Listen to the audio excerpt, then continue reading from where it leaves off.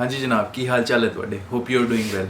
तो जी last video जो मैंने बनाई थी वो थी प्रूफ ऑफ फंड के अंदर, बोरोड फंड की मैंने बात की थी उसके अंदर, जिसके अंदर अगर आपको फ़ंड अगर बोरो करना पड़ रहा है तो आप किससे फ़ंड बोरो कर सकते हैं और उससे रिगार्डिंग क्या क्या डॉक्यूमेंट्स आपको शो करने पड़ेंगे कनाडा गवर्नमेंट को, उससे रिलेटेड मैंने वो वीडियो बनाई थी, जिसका लिंक मैं यहाँ आई बटन में दे दूँगा, आप जाके चेकआउट कर लेना। इस वीडियो के बाद आज की जो वीडियो है वो है related to genuineness of your marriage. अगर आप स्पॉन्सर करना चाहते हैं अपनी स्पाउस को जो कि इंडिया में या किसी और कंट्री में है, तो भले पीआर की फ़ाइल हो या फिर स्पाउस ओपन वर्क परमिट की फ़ाइल हो, तो उसके लिए आपको क्या डॉक्यूमेंट्स देने पड़ेंगे। बेसिकली एक आपको अपनी मैरिज को जेन्युइन प्रूफ करने के लिए क्या करना पड़ेगा। तो उसके अंदर वीज़ा ऑफिसर जो होते हैं वो जब एक फ़ाइल को एसेस करते हैं तो वो उनकी क्या रिक्वायरमेंट होती है, कनाडा गवर्नमेंट की क्या रिक्वायरमेंट होती है, उसी की हम बात करेंगे। कोई इन्फॉर्मेशन जो देने जा रहा हूँ वो मैं यहाँ वहाँ से नहीं उठाऊँगा।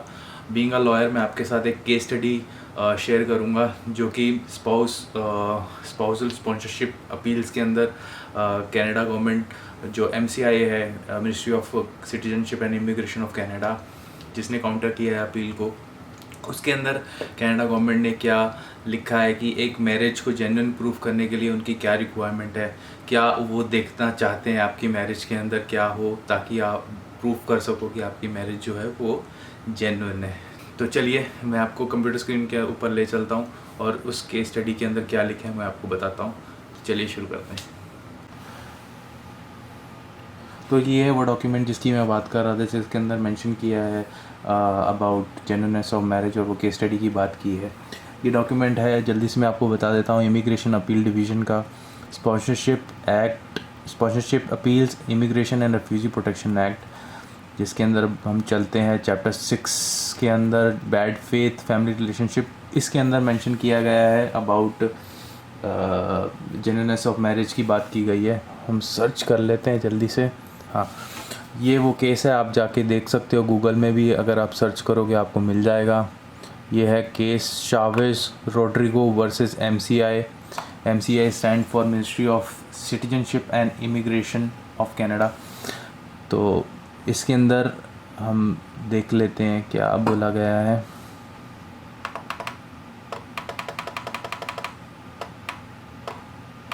जी हाँ, इसके अंदर मैं रीड आउट कर देता हूँ। The genuineness of the marriage is based on the number of factors. They are not identical in every appeal as the genuineness can be affected by the number of different factors in each appeal. यहाँ पे बात हो रही है appeal की, लेकिन जो initial assessment होती है वीज़ा ऑफिसर जब करता है किसी फ़ाइल को, तो उसके अंदर वो क्या फ़ैक्टर्स देखता है, वो ये वाले फैक्टर्स होंगे। आगे मैं आपको बता देता हूँ। They can includes but not limited to, मेरे कहने का मतलब कि ये सब फैक्टर्स हैं बट इतने ही नहीं, और भी हो सकते हैं, बट ये जो इन्होंने लिखे हैं इतने तो होने ही चाहिए। सच फैक्टर्स आर, तो जो फैक्टर्स की मैं बात कर रहा था उसके अंदर पहला फैक्टर है intent of the parties to the marriage. जो इंटेंशन है पार्टीज़ का वो देखा जाएगा इसके अंदर, कि आपका इंटेंशन मेलाफाइड है, कि आपका इंटेंशन सिर्फ ये है कि शादी करा के कनाडा पहुंचना है, या आपका इंटेंशन जेन्युइन है। वो इंटेंशन आपका देखा जाएगा पार्टी इसके अंदर क्या है पार्टीज़ का।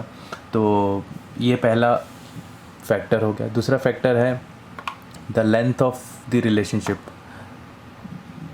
The length of the relationship, इसके अंदर आपकी रिलेशनशिप की लेंथ देखी जाएगी।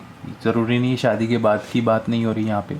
आप अगर शादी से पहले एक दूसरे को जानते हो, एक दूसरे के साथ कॉलेज से रह रहे हो, डेट कर रहे हो, या स्कूल से डेट कर रहे हो, या कॉलेज जॉब पे मिले थे, वो रिलेशनशिप का लेंथ आपका कितना है। और उसके बाद the amount of time spend together, the amount of time spend together, आप एक दूसरे के साथ कितना क्वालिटी टाइम स्पेंड किया आपने, उसकी बात हो रही है।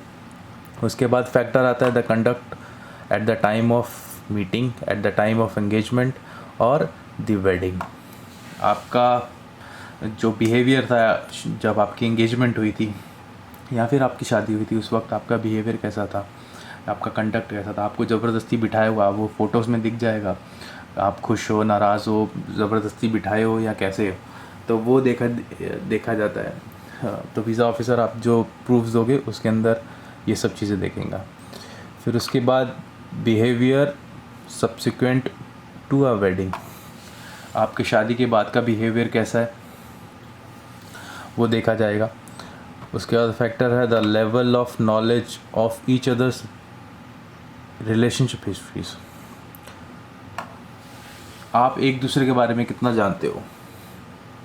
वो जब आपका इंटरव्यू आएगा तब एक वीज़ा ऑफिसर आपको जब क्रॉस क्वेश्चन करेगा तो वहाँ पे वो पता कर लेगा कि आप एक दूसरे के बारे में कितना जानते हो। The level of continuing contact and communication, एक दूसरे के साथ आप कितना कॉन्टैक्ट करते हो और किस तरीके से कम्युनिकेट करते हो। अगर आपका स्पाउस यहाँ पे है तो आप वीडियो कॉल्स करते होंगे या चैट करते हो, व्हाट्सअप करते हो, ईमेल्स करते हो, मैसेजेस करते हो, टेक्स्ट करते हो, जो भी करते हो वो आपको प्रूफ्स देने पड़ेंगे जेन्युइननेस प्रूफ करने के लिए। उसके बाद the provision of the financial support, अगर आपका स्पाउस आपको एक दूसरे के साथ आप फाइनेंशियल सपोर्ट करते हो एक दूसरे को, तो वो फाइनेंशियल सपोर्ट कैसे करते हो, उसकी रिसीट होंगे, आपने कुछ पैसा भेजा होगा एक दूसरे को, या फिर आपने अगर स्पाउस यहाँ पे स्टडी करने आया है तो आपने फ़ी पे करी होगी या जीआईसी पे करी होगी अपने अकाउंट से, तो वो फाइनेंशियल सपोर्ट आप कैसे देते हो। या डे टू डे लाइफ में आप कैसे आपका जॉइंट अकाउंट है वो कैसे आप प्रूफ करोगे, तो वहाँ पे ये बात आती है फाइनेंशियल सपोर्ट की, वो आप कैसे करते हो एक दूसरे को। फिर बात आती है the knowledge of and sharing of responsibility for a care of a children brought into the marriage, अगर आपके बच्चे हैं तो आप रिस्पॉन्सिबिलिटी कैसे शेयर करते हो बच्चों की, वो देखा जाएगा। The knowledge of and contact with extended families of the parties, अगर आप सिर्फ यहाँ पे बात हो रही कि आप सिर्फ अपनी मदर लॉ इन लॉ को या फादर इन लॉ को नहीं जानते हो, आप एक्सटेंडेड फैमिली अपनी सिबलिंग्स, अपने स्पाउस के सिबलिंग्स, मामा, चाचा, ताया, बुआ, जो भी है उन सबको, मतलब आप जब आपका इंटरव्यू आएगा वहाँ पे जब क्रॉस क्वेश्चन होंगे वहाँ पे पता चल जाएगा कि आप एक्सटेंडेड फैमिलीज़ को जानते हो नहीं जानते हो। या आपकी जो फ़ोटोग्राफ्स होंगी या जो आप दोगे at the time of filing, उस फोटोग्राफ में आपके पीछे कितने लोग हैं वो सब उस वहाँ से पता चल जाएगा। यहाँ पे अब वीज़ा ऑफिसर आपको फ़ोटो दिखा के पूछ सकता है कि ये कौन है आप बताइए, राइट। तो वो कितनी नॉलेज है एक्सटेंडेड फैमिलीज़ की, वो as well as the knowledge of each other daily life, ये इंपॉर्टेंट है। डेली लाइफ मतलब कहना है कि अगर आपका एग्जांपल, अगर स्पाउस कनाडा में, वो कौन सी कंपनी में जॉब करता है, उसकी सैलरी कितनी है, कितने बजे ऑफिस, उसकी शिफ्ट टाइमिंग क्या है, राइट। ये छोटी छोटी चीज़ें हैं जो आपको पता होनी चाहिए। अगर आपको पता नहीं है तो जेन्युइननेस प्रूफ नहीं होगी, आपकी मैरिज जेन्युइन प्रूफ नहीं होगी। ऑब्वियसली ये सब चीज़ें तो स्पाउस जो एक दूसरे के साथ तो शेयर करते ही हैं, तो ये सब चीज़ें हैं जो आपको पता होना चाहिए। All these factors can be considered in determining the genuineness of your marriage. तो ये सारे फैक्टर्स हैं जो देखे जाते हैं कि आपकी मैरिज जेन्युइन है या नहीं।